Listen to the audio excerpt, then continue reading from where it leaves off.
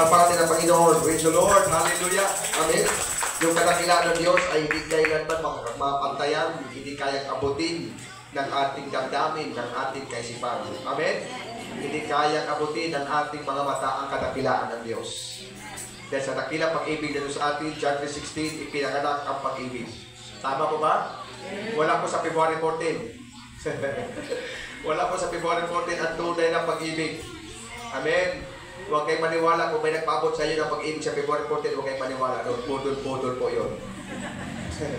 Kasi ang tunay ng pag-ibig ay nasa John 3:16, for God so loved the world that He gives only begotten Son, that whosoever believes on Him shall not perish but have an everlasting life. Diyan po ipinanganak at ipinadama ng Diyos ang kanyang pag-ibig sa atin. Take note, ang pag-ibig ng Diyos sa atin nung tayo ay makasalanan pa.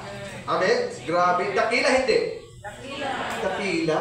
Isipin mo ang pag-ibig ng Diyos sa atin nung tayo ay makasalanan pa. Hindi tayo inibig ng Diyos dahil mabait tayo.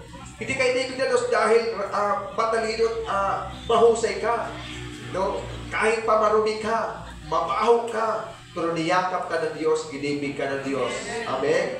That's why kung bakit niya pinadala kanyang abukto na upang ipakita sa mundong ito na tayo na ay mahal na natin Panginoon. Amen? Mahal na natin Diyos. Praise the Lord. Palakpakan natin Panginoon. Praise God. Salamat sa ating makabuktuan. Brad Joel, Pastora, Pastor, maraming salamat sa pagkipag-fellowship. Natutuwa tayo. Dito sa Pastrana ay dalawang church lang. At salamat sa Panginoon na andyan ang palo kay Pastor Eric. First Life, palakpakan natin Panginoon. First Life palo. Yung mga kasama niya rin, mga bata, pero susunod, yan. Kumplito si Pastor Eric, meron sa kids ministry, may mga senior citizens, ayan, yung mga mahal nating mga nanay, ayan po, praise the Lord, purihin na Panginoon. So, salamat sa Panginoon, pasensya kayo sa boses ko, mababa ang gineriya ni Pastor dahil niya, nagbiyaya ako ay may trangkaso from Manila, nagka-drive ako, talagang dala ko yung trangkaso. Pagdating ko nga sa Tacloban, hindi na ako nakahabol sa permitting dito dahil grabe talaga bagsak yung katawan ko. Sobrang pagod. Pero salamat sa Panginoon. Sabi ko, Lord, mag-speak ako sa Sunday, no? Pero salamat sa Panginoon.